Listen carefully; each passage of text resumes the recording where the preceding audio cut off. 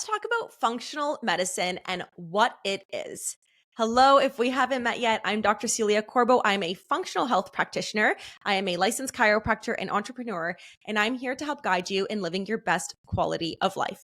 Now, before I continue with the video, don't forget to hit the like and subscribe button at the bottom so you can get notified when I post more amazing videos all about healing and living your best quality of life. Let's get started.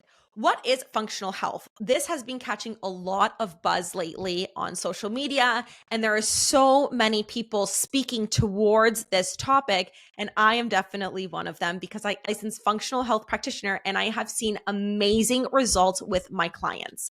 But what is it? What is functional health and how is it different than the medical systems version of health? Well, the way that I like to compare the two is that medical is putting out the fires. And then functional health is like clearing the smoke before it turns into a fire. And let me explain that a little bit more.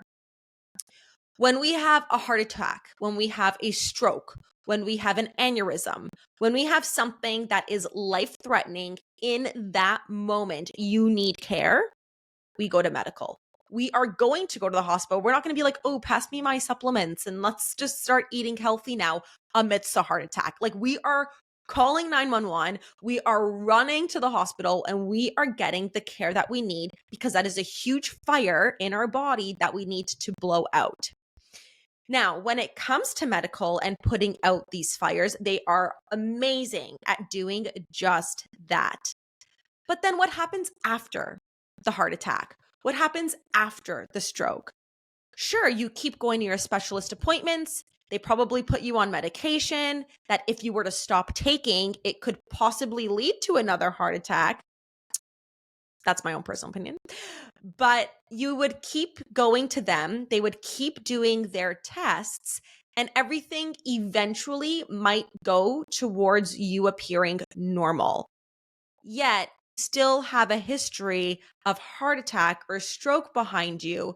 So what are you doing to prevent that from happening again? Or even if it hasn't happened to you, what are you doing to prevent that in general? That's where functional health comes in. See, we don't want a fire. We don't want things to get to the point where we have to go to emergency. We have to take all these medications. We have to run all of these super crazy tests to figure out what happened in order to make it not happen again. We want to clear the smoke out of the room. We want to live in a beautiful body environment, and we want to live our best life, and that is functional health. See, functional health can clear out really smoky rooms. So after a heart attack or after a stroke, when there's still a lot of smoke in there, we're trying to prevent and clear the smoke out of the room entirely so this never happens again. Now, there's a difference between feeling normal as per medicine and then optimal as per functional health. You see, when you go to your medical doctor and you, for example, go for blood work, their blood work ranges in the medical community can be very large. On the lower end, you can have something like 100. And then on the upper end of the same range, you can have 600. So that means that there's 500 points between disease of lacking and disease of excess. That's a really big range. Now, this is not for all markers, but there is certain markers where we have large ranges that regardless of whether you fall near the bottom or near the top or right smack dead in the middle, you are considered to be normal. And that's all fine and dandy because again, medical is designed to put out fires. And if you are falling within normal ranges, although you are feeling symptomatic, you're not a high priority right now because nothing has traumatically happened to you in order for them to deem you worthy of their care. However, when we look at functional ranges with blood work, that range is more narrow. So instead of it being 100 to 600, it's now 500 to 600. And that is a huge, massive difference because if you fall outside of that small 100 number range, you are considered to be not optimal. Falling within that range is what we want as functional health practitioners, because we want you to be a functional, optimal human. We want to clear the smoke out. We don't want you to have to fall within this huge range, being symptomatic, but yet considered normal, right? We want to get you healthy. We want to get you towards optimal. And so that's what functional health practitioners do. They're looking at your body not from a medical perspective, but from a optimal, functional perspective. And the tests that I use, they do differ from medical testing because, again, when you go to the hospital, let's say you're going to emergency, they will run blood tests. They might do ultrasound or X-ray or MRI or CT scan. They might do some stress testing on you. They might do all of these really high-tech and possibly expensive, if you are living in a privatized healthcare society, tests. But with functional health tests, there are 3 tests that I do as a foundational protocol with all of my clients. And I want to dive into that with you right now. So with all of my clients, we focus on nutrition. That's not a test. That's just looking at what you're eating and cleaning it up. And again, does your medical doctor do that with you? Now, I'm not going to say that there's no medical doctor that wouldn't do that, but it's very rare to find a medical doctor that will advise you in the department of nutrition. Usually there's a nutritionist or there's dietitians that you go to, because medical, again, they're dealing with the fires of the health world. So the fact that we as functional health practitioners want to clean up diet with you and get really specific about how to clean up that diet is huge. It's part of the package of functional health. Now, diet, again, very controversial topic these days because everyone on Instagram, TikTok, YouTube, they're telling you what you should and should not eat, and it can get really overwhelming. It's even overwhelming for me. And even through my own health journey, I had so many different diets that I was on. And I put that in quotes because I don't really love the word diet, but there were so many different ways of eating that I adopted because I was trying to get rid of all of these aches and pains in my digestive system. And cleaning up the diet, it can be really easy where we are taking out refined carbohydrates like pizzas and pastas and oily foods and processed foods and swapping them for whole food, nutrient dense type of foods, where for some people, it's really difficult to do that. They don't know what to eat. They don't know how to prep. So we help guide in the nutritional sector of working with clients. And that's part of the foundations. The testing that we do, like I mentioned, there's 3 foundational tests: blood work, the organic acids test, and genetics test. So let's talk about blood work first, because I have a feeling that so many people already know about blood work because you go to your medical doctor to get blood work done. But the thing is, like I mentioned, medical is trying to put out fires. So they are not going to do certain blood tests because they're not as trivial if you haven't had an episode, for example, like a stroke. And this blood marker that I'm talking about, there's 2 in specific. The first one is homocysteine, and the second one is reverse T3. Now, homocysteine is an amino acid.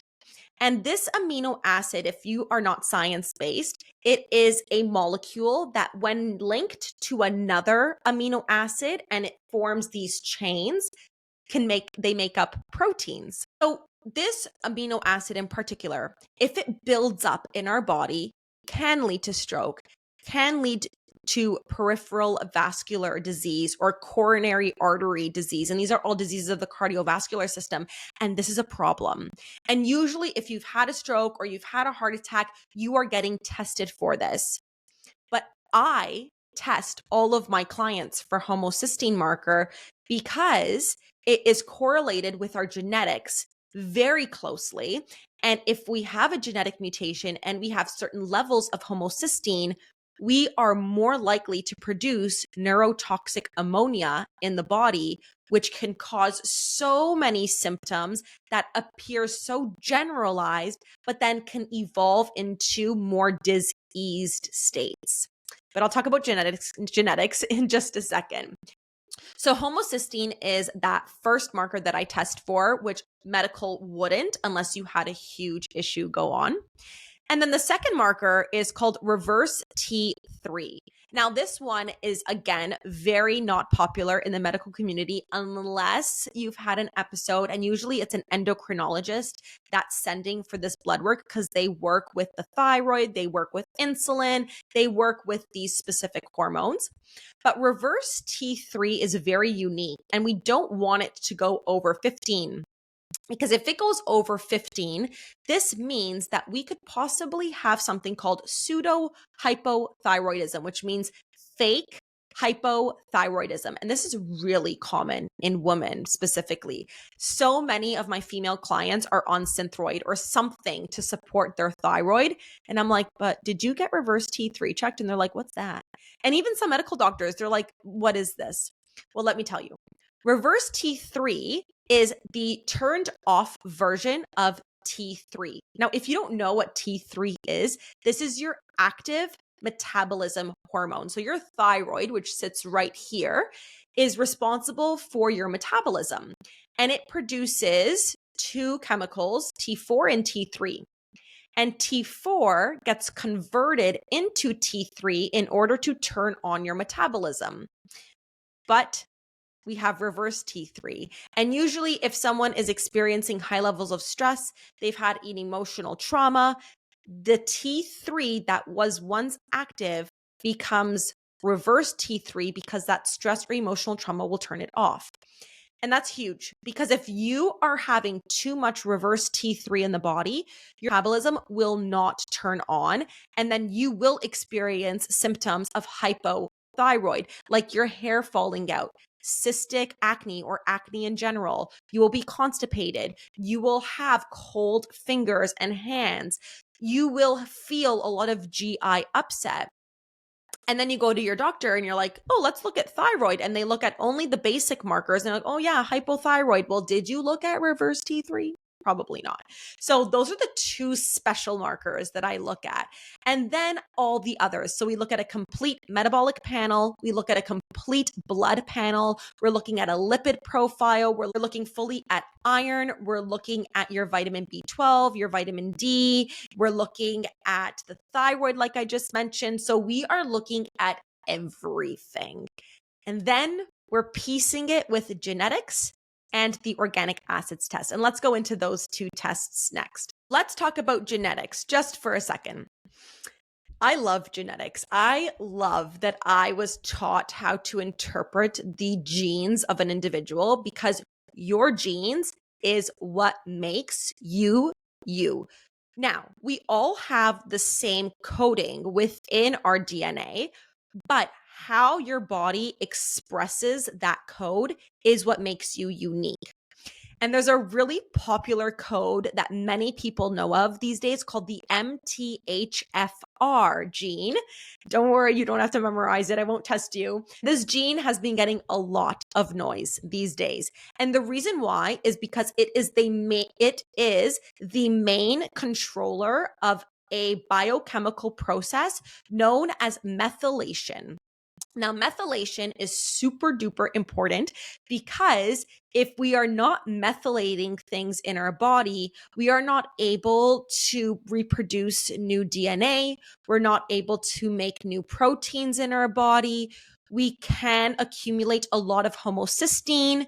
We can produce a lot of neurotoxic ammonia. And those are just scratching the surface. Like there's so much that can happen if our methylation pathways aren't working. And MTHFR is one of the main genes that regulates that pathway. But there are many other genes within that pathway that functional practitioners don't talk about, maybe not on social media, but I hope they're doing it in their practice. But there are so many other genes that are responsible for controlling this pathway, and we need to make sure that they are working with each other so that we can function optimally. Now, I'll give you an example. One of these genes is called CBS, like Charlie Bravo Sam. CBS. Now, that gene, if we know it to be mutated, we will see homocysteine levels in the blood being too high and outside of that optimal range. And that will indicate that we have a CBS mutation, which will eventually mean that we are producing too much neurotoxic ammonia. And I have this. So I do have a mutation in my CBS gene, and I do have high levels of homocysteine, and I am producing too much neurotoxic ammonia. And I went on an ammonia protocol. And I only knew that because I did run my genetics and I ran my blood work and I ran my organic acids test. And I know all of that information now, so I can supplement appropriately. Genetics can also tell us a lot about what you're able to handle. Like, for example, liver detoxes all over the internet. Ooh, detox your liver, detox this, do this. And one of the main ingredients is grapefruit. Now, I can't handle grapefruit, and my genetics told me that because I have a mutation in one of my phase 1 detox genes. I can't handle grapefruit. I can't handle quercetin. I can't handle milk thistle. But guess what? I was taking those things all along and my body just wasn't able to handle it. So it's making more of a problem in my body than I actually want to admit. And that's why genetics is huge. All of my clients have to do a genetics test, and it can be done through 23andMe or Ancestry.com. And I prefer Ancestry.com because they have all of the genes that I want to look at, specifically when it comes to like dopamine and serotonin, which are your neurotransmitters in the body, which are the chemicals that work within your nervous system. So I love Ancestry and I love how secure that system is. And it's so important that I look at the genetics and I correlate it with the blood work, because just looking at one test on its own doesn't tell me a whole heck of a lot. But piecing it together with all these other tests, I'm getting the full picture. Now, let's dive into the final foundations test. This is called the organic acids test. And this test essentially is looking at how your body metabolizes things like neurotransmitters, how it handles things within your mitochondria, which are the energy producers of the body. And I want to see what exactly is going on at the metabolic and cellular level and how your body is handling certain things. And that's the organic acids test. Now, looking at all of these tests specifically, I get that complete picture of who you are, and then we put together that protocol. A medical doctor, unless they practice functional health, rarely does that, right? Again, they're there to put out the fires, and then they're there to give you a medication to put that fire out. But when you stop taking the medication, the fire comes back, right? And I've seen that time and time again with my clients where they're taking a medication for high blood pressure. As soon as they're off that medication, their blood pressure spikes through the roof.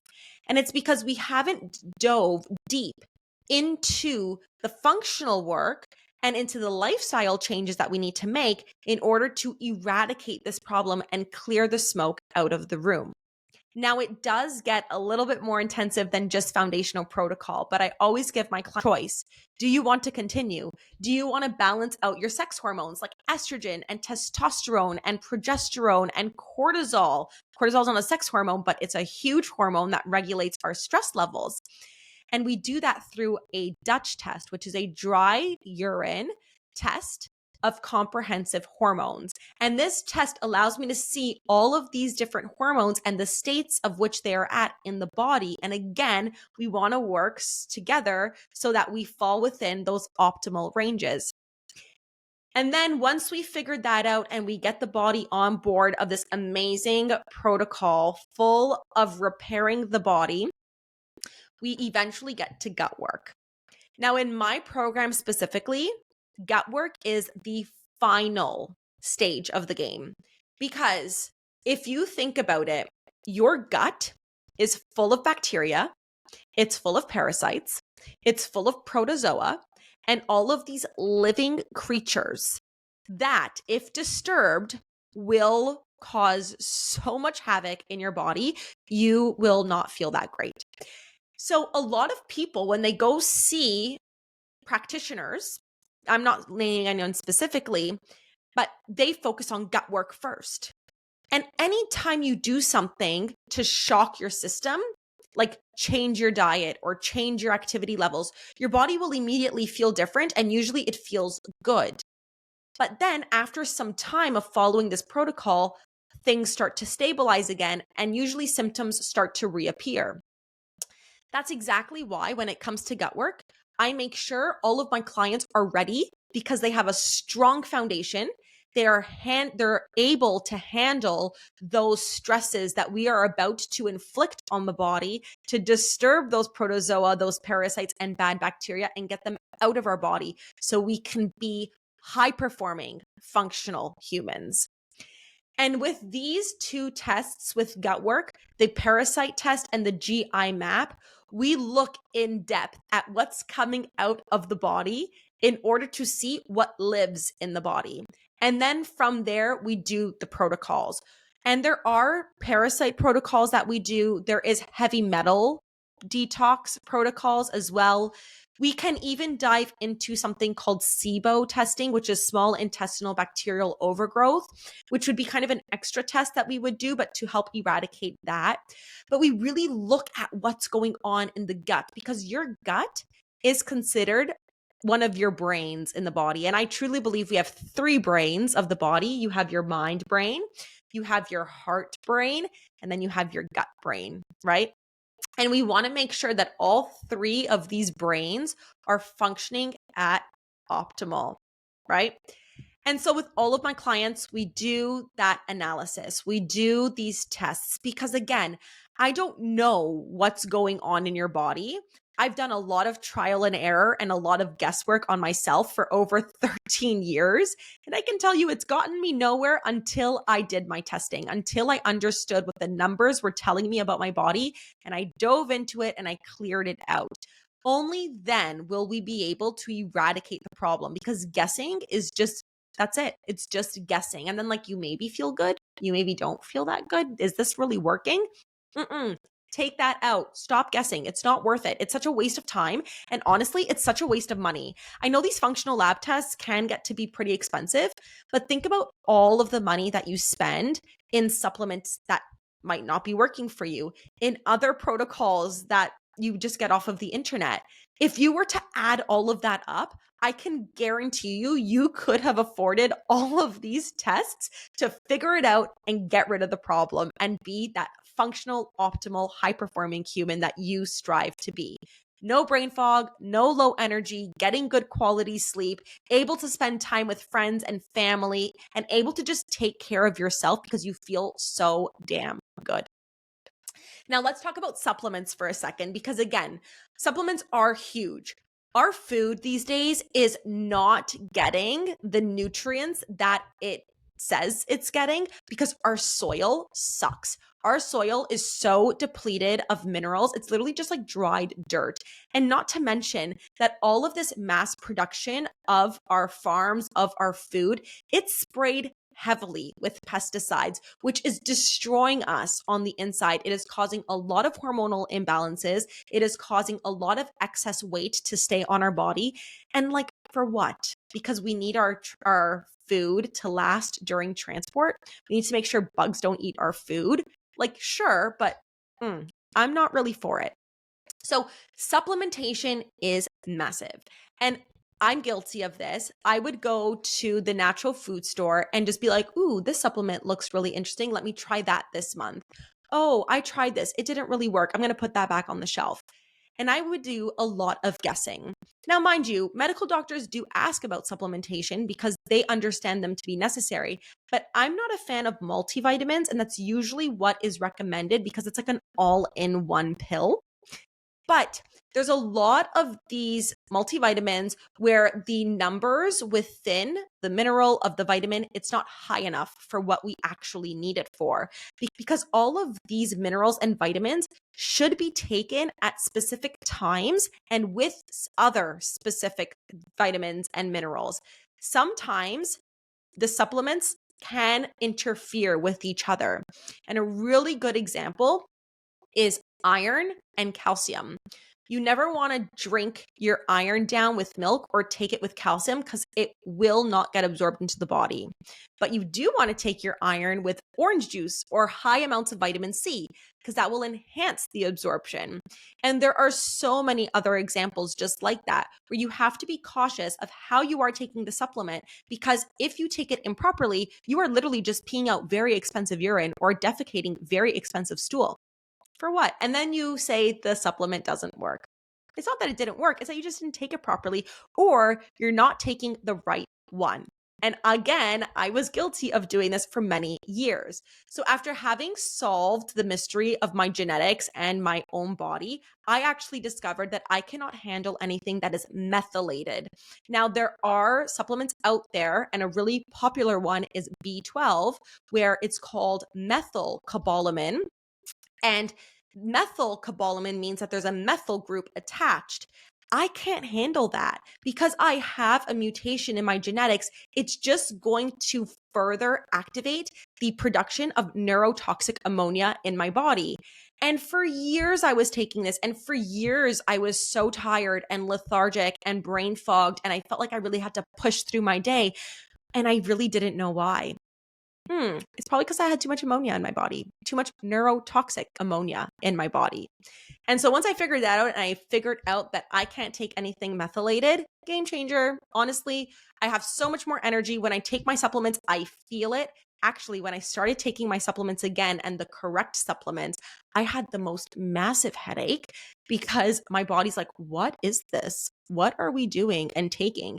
And it was like a detox phase. Honestly, like my body was just like, this is amazing, but I can't handle all of this. And I had to slowly integrate supplements into my health routine because I couldn't handle it all at once. My body was literally telling me through a headache, this is too much. So I had to slow down and listen, right? But through my genetics testing, I realized that there are certain supplements that I cannot handle. And that, again, that was a game changer. So don't see supplements as candy because they're not candy. And you want to be very meticulous about which supplements you're taking because you might have too much sulfur in your body. And then you're taking a sulfur based supplement. And again, that produces more neurotoxic ammonia.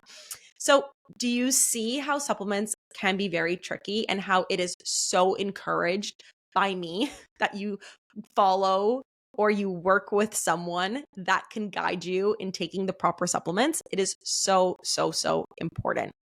But you will not need to stay on supplements your whole life. And I think that is one of the biggest myths with going on supplements. The only reason I was on supplements for so long was because I was taking the wrong supplements and I wasn't repairing the pathways within my body. But I usually recommend, for myself at least, that about 3 to 6 months is time to let a supplement start working and to start noticing results. And that's consistently taking the supplement. But again, you have to build up to the full dosage because you don't want to be shocking the body and causing too much havoc because you're doing too much of a good thing, because that can also be a lot for the body to take on. But I would say it takes anywhere from 3 to 6 months for your body to fully understand that this supplement is supposed to support the body.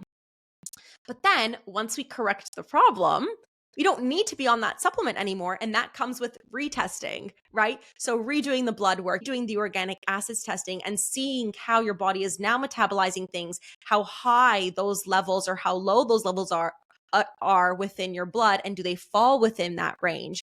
And once you've retested and you've seen the improvement or the change, then we modify the protocol, and we don't need to take like 17 supplements anymore. You can bring it down to just your basics. And I have 5 basic supplements that I always recommend. And I'm just going to put a disclaimer here to please always talk to your medical professional before starting a supplement. But my 5 basic supplements are vitamin D. It's P5P, zinc picolinate, magnesium, and zinc. Those are my 5 top and most basic supplements that I recommend. But again, always consult your healthcare professional before taking a supplement because it can be a contraindication if you are on certain medications. So just keep that in mind. But these 5 basic supplements are what our body needs every day in order to thrive. And I want to talk a little bit more about vitamin D specifically in this video. Vitamin D is actually a hormone, and it can enter into our cell, specifically the nucleus, which is like the main area of where everything gets regulated with DNA and cell replication. And what happens is vitamin D enters into the nucleus and it helps to support DNA replication and DNA assignment. And what I mean by that is our cells are constantly dividing, and we want to make sure that they're dividing at a regulated speed. We don't want it to go too fast, because if it goes too fast, we can possibly make a mistake in the replication process. And then what I mean by DNA assignment is that we want to make sure that as these cells are replicating, they know what type of cell they are assigned to become. So for example, if your stomach cells are replicating, you want to make sure that they know they need to become a stomach cell. They're not becoming a skin cell, because if that happens, that's how we get cancer. So vitamin D is so important for DNA replication and assignment. And it's also extremely important for your thyroid, your parathyroid, calcium levels in the body, hormone function in the body, GI function in the body. Like, it is a super hormone, super vitamin, and I highly recommend that you get your hands on vitamin D.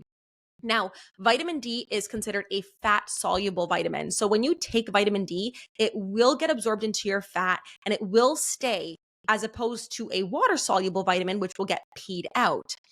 Now, before you take vitamin D, if you want to check how much you should be taking, I would recommend getting your blood work done. Most of us here in Canada are deficient. That's why we now have to pay to get our vitamin D levels checked, because they were noticing that almost everyone was deficient and this test was costing them a lot of money. So you do have to pay if you are here in Canada. But if you are deficient, then again, talk to your medical practitioner or your healthcare provider about how much vitamin D you should be taking, because you don't want to end up in a toxic state either, because too much of a good thing can still be bad for you, right? So those are my 5 basic supplements, with a little bit more emphasis on vitamin D, but magnesium is super important. Zinc is super important. P5P is involved in every single biochemical process, which is an active B6 vitamin. And these are extremely important for you to function at an optimal level. Now, everyone wants maintenance. Everyone wants to be healthy, but no one really wants to be healthy, right? If you were to ask somebody, what do you really want? They're going to be like, I want a nice car. I want to go on a vacation. I want more money. But what do you need at the base of that in order to enjoy all of those materialistic luxury goods? You need your health. You can't drive a beautiful, expensive car if you're bedridden. You can't go on a beautiful vacation and explore new cities and new cultures if you can't walk long distances, right? Now, the thing is, a lot of people, they just don't think about that. But as soon as their health is compromised, as soon as they are in a state of dis-ease, that's when they want their health the most. So take accountability, make easy lifestyle habits, and start really small. Don't be so extreme and start changing everything within the first day or the first week, because you will burn out. It's too much for your body to handle. But start slow and start with someone, because doing it on your own, it's possible, but it's really difficult. And I'm here to help guide you in that, whether you're just watching my YouTube channel or whether you work with me one-on-one. I'm here as your guide to help you achieve that best quality of life that you are striving for. Because again, you don't want to be healthy until your health is taken away. But let's clear the smoke out of the room. Let's get you functioning and let's get your body at an optimal state, so we don't have to burn out fires and go through all of that mess, because we don't even have to get there in the first place. So if you are interested in getting your health cleared, if you are interested in finally eradicating your symptoms and living your best quality of life, click the link below and you will get to book your free health assessment call with me to see if this is a good fit. Learn more about my program that I offer to my clients, how we can get you to function optimally and live your best quality of life. I hope you enjoyed this episode, and I can't wait to catch you at the next one.